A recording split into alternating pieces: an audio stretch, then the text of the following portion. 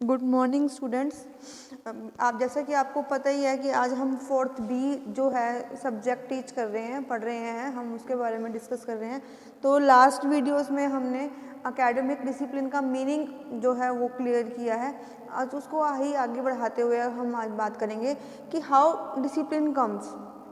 अब हम देखते हैं कि सबसे पहले हमारे पास क्या आता है कि हम कोई एक कंटेंट की डिसिप्लिन का ऑर्डर जो है वो कैसे आएगा कि कोई भी चीज़ पहले तो हम उसको एक डिसिप्लिन के अंडर लेते हैं, फिर हमारे पास जो स्कूल सब्जेक्ट्स आएंगे वो हो जाते हैं, फिर हमारे पास बात आती है कि करिकुलम की कि करिकुलम में कौन कौन से होंगे, फिर सिलेबस की और एक कंटेंट की। ठीक है, तो इस तरीके से जो है कि हम यहाँ से भी बात कर सकते हैं और यहाँ से भी हम बात कर सकते हैं। सबसे पहले हम चूज़ करते हैं कि हमारे पास एक कंटेंट क्या है, कि क्या कंटेंट हमको पढ़ना है या क्या हमने पढ़ा है या किस पे हमने रिसर्च करनी है। फिर हम देखते हैं कि क्या वो किसी सिलेबस का पार्ट है या नहीं है। अगर वो है तो उस सिलेबस में और कौन कौन से कंटेंट हैं जो हमें उसके साथ में जो है मैचअप करने हैं। देन करिकुलम आता है,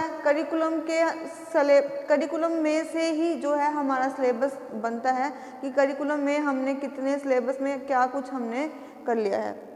देन स्कूल सब्जेक्ट ही डिसाइड करता है कि आपको कौन सा करिकुलम जो है वो टीच करना है। ठीक है, फिर जो ये स्कूल सब्जेक्ट होंगे वो किसी ना किसी डिसिप्लिन के अंडर होंगे। ठीक है, तो इस तरीके से जो है ये एक हायरार्की लगा लो, सर्कल लगा लो कि जो बनता है कि सबसे पहले हम एक डिसिप्लिन चूज करते हैं। Suppose we are science students, suppose we are mathematics students. Then हमारा डिसिप्लिन क्या हो गया, हमारा discipline math, science, art, language, whatever we have to choose. Then फिर हम देखते हैं कि वो कौन से स्कूल सब्जेक्ट्स में हमें मिलेगा। देन करिकुलम डिसाइड होगा उसके हिसाब से, देन सिलेबस और देन कंटेंट। तो इस हिसाब से जो है academic, we are here talk about the academic discipline कि कैसे एकेडमिक डिसिप्लिन के अंदर कौन कौन से कंटेंट, क्या सब्जेक्ट मैटर और क्या हम सब यहाँ पर लेकर आए हैं। आई होप कि ये जो डायग्राम है वो क्लियर हो गया होगा कि डिसिप्लिन से चलते हुए हम कंटेंट तक आते हैं या हम कंटेंट से लेकर डिसिप्लिन तक जा रहे हैं। ये दोनों ही हायरार्की आपकी क्लियर होनी चाहिए। मैंने अपवर्ड भी और डाउनवर्ड भी दोनों करके आपको बताई है।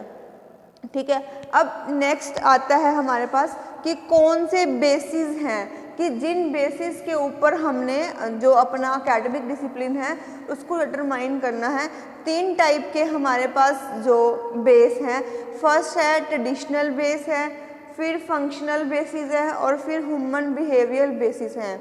यहाँ पर आपको ज़्यादा डीप में जाने की ज़रूरत नहीं है, जस्ट आपको एक बार बेस पता हो कि ये बेस है क्या, आप इनके बारे में जस्ट लिख सकते हो। पहला बेस क्या है, traditional base, then functional base और then human behaviour basis. Traditional base में क्या आएगा कि अब तक हम सब क्या पढ़ते आए थे, हम सब पढ़ रहे हैं कि सिर्फ नेचुरल, जो हमने ट्रेडिशनल बेस के अंदर जो हमने सिलेबस को क्राइटेरिया दे रखा है वहाँ पर सिर्फ नेचुरल साइंस, हमारे पास सोशल साइंस और ह्यूमैनिटीज, 3 जो है ये मेजर हमने बेस डिसाइड किए हुए थे जो हम लोग पढ़ते आ रहे हैं कि यहाँ पर 3 है, नेचुरल साइंस है, सोशल साइंस है और ह्यूमैनिटीज है। तो अब यहाँ पर ट्रेडिशनली अब यहाँ पर क्या फील हुआ कि कुछ टॉपिक ऐसे हैं, कुछ सब्जेक्ट ऐसे हैं, उनको रिसर्चर डिसाइड नहीं कर पा रहे कि वो नेचुरल साइंस में आएंगे या वो सोशल साइंस में आएंगे। जैसे जियोग्राफी एक सब्जेक्ट है जिसको कोई रिसर्चर, कुछ रिसर्चर या कुछ एजुकेटर्स उसको उसको क्या कहते हैं, सोशल साइंस के अंदर फॉल करते हैं और कुछ उसको नेचुरल साइंस के अंदर मानते हैं। तो अब ये ट्रेडिशनली डिसाइड नहीं हो पा रहा कि क्या करने, तो सिर्फ 3 मेजर बेस रखे हुए हैं। कौन कौन से, नेचुरल साइंस, सेकंड है सोशल साइंस और थर्ड है ह्यूमैनिटीज ट्रेडिशनली। सेकंड आता है फंक्शनल बेसिस। फंक्शंस के हिसाब से कुछ अब हमने फंक्शंस रखे हुए हैं, कुछ टॉपिक होते हैं हमारे रिसर्च बेस्ड हैं, कुछ हमने क्वालिटीज़ और उसकी डिसक्वालिटीज़ के हिसाब से हमने रखा हुआ है, कुछ डिसीजन बेस्ड जो है हमारी रिसर्चेज हैं।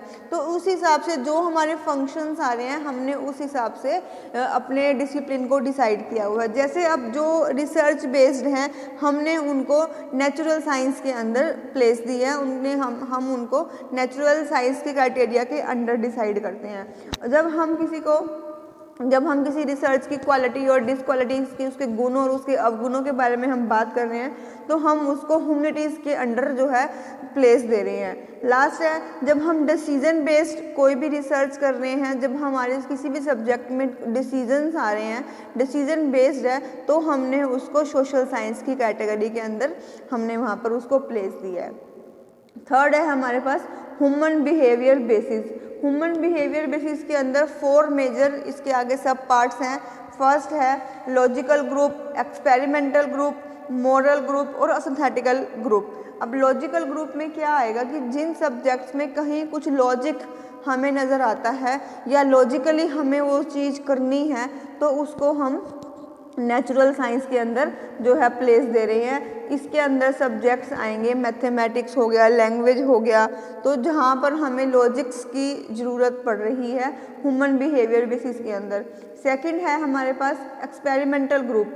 एक्सपेरिमेंटल ग्रुप में मैंने अभी बताया कि जहाँ पर भी हमें रिसर्चेस करने की ज़रूरत पड़ती है हम उसको नेचुरल साइंस के अंदर प्लेस देते हैं। तो यहाँ पर भी क्या है कि हमने जो जितने भी एक्सपेरिमेंटल बेसिस हैं वो नेचुरल ग्रुप के अंदर फॉल होंगे। उसके बाद है मोरल ग्रुप। मोरल ग्रुप में क्या आएगा कि आपको मोरलिटी बतानी है कि अब इस ग्रुप के अंदर वो सारे सब्जेक्ट्स आएंगे जो मोरलिटी से डील कर रहे हैं। जैसे हमारा हिस्ट्री हो गया, रिलीजियंस हो गए, हमने बच्चों को नैतिक शिक्षा करानी है इस हिसाब से। उसके बाद है एस्थेटिकल ग्रुप। ये ग्रुप क्या होता है कि जहाँ पर हमने किसी चीज़ की ब्यूटी को एनहांस करना है। अब आर्ट है, म्यूज़िक है, तो इससे क्या है कि एक सिंपल चीज़ के अंदर और चीज़ एनहांस होकर उसकी ब्यूटी और इंक्रीज हो जाती है। तो इसको हमने ह्यूमन बिहेवियर बेसिस के अंडर रखा हुआ है। तो ये 3 मेजर बेसिस हैं जिसके हिसाब से हम एकेडमिक डिसिप्लिन को जो बेस डिसाइड करते हैं। पहला है हमारे पास ट्रेडिशनल बेस, सेकंड है फंक्शनल बेस और थर्ड है ह्यूमन बिहेवियर बेसिस। होप कि ये दोनों टर्म्स जो हैं वो आपको क्लियर हो गई होंगी। इससे पहले हमने बात की थी कि एकेडमिक डिसिप्लिन होता क्या है। मैं एक बार से फिर से रिपीट कर देती हूँ कि एकेडमिक डिसिप्लिन क्या है। Academic discipline is vast accumulated of knowledge of a specific subject या स्पेसिफिक एरिया। कि जब हम किसी भी एक स्पेसिफिक एरिया के बारे में वास्ट नॉलेज एक्यूमुलेट कर लेते हैं, इकट्ठी कर लेते हैं और उसको हम क्या दे देते हैं, एकेडमिक डिसिप्लिन का नाम दे देते हैं। इस एकेडमिक डिसिप्लिन के अंदर बहुत सारे स्कूल सब्जेक्ट्स जो हैं यहाँ पर गिवन होते हैं और इन स्कूल सब्जेक्ट से क्या क्रिएट होगा, करिकुलम होगा। करिकुलम के अंदर हमें सिलेबस गिवन होगा। इस करिकुलम के अंदर सिलेबस प्लस जो को-करिकुलर एक्टिविटीज़ हैं, जो एक कैंपस के अंदर कुछ भी आ रहा है वो करिकुलम के अंदर जो है वो फॉल करेगा। सिलेबस प्लस एक्स्ट्रा करिकुलम जो है, हमें आर्ट सिखाई जाती है, हमें म्यूज़िक कराया जाता है, हमें कैसे बैठना है, चलना है, उठना है, वो सब हमें एक स्कूल जो सब्जेक्ट्स हैं उसमें हमें बताया जाता है। स्पेसिफिक मेंशन नहीं होता लेकिन फिर भी एक्सपेक्ट होता है कि हम बच्चा अच्छे स्कूल में जा रहा है तो वो कुछ मैनर्स भी साथ में सीखेगा, तो वो करिकुलम का पार्ट हो जाता है, वो सिलेबस से प्लस चलता है। देन आता है कंटेंट कि अब किस कंटेंट को हमने किस डिसिप्लिन के अंदर डिसाइड करना है। ये उसके बेसिस थे कि कौन कौन से बेसिस हैं। हमने 3 बेसिस की बात की है, ट्रेडिशनल बेस, फंक्शनल बेस और ह्यूमन बिहेवियर बेसिस। ह्यूमन के अंदर हमने 4 इसके सब पार्ट्स की बात की है। फर्स्ट है हमारे पास logical group, experimental group, synthetical group और लास्ट है हमारे पास मोरल ग्रुप।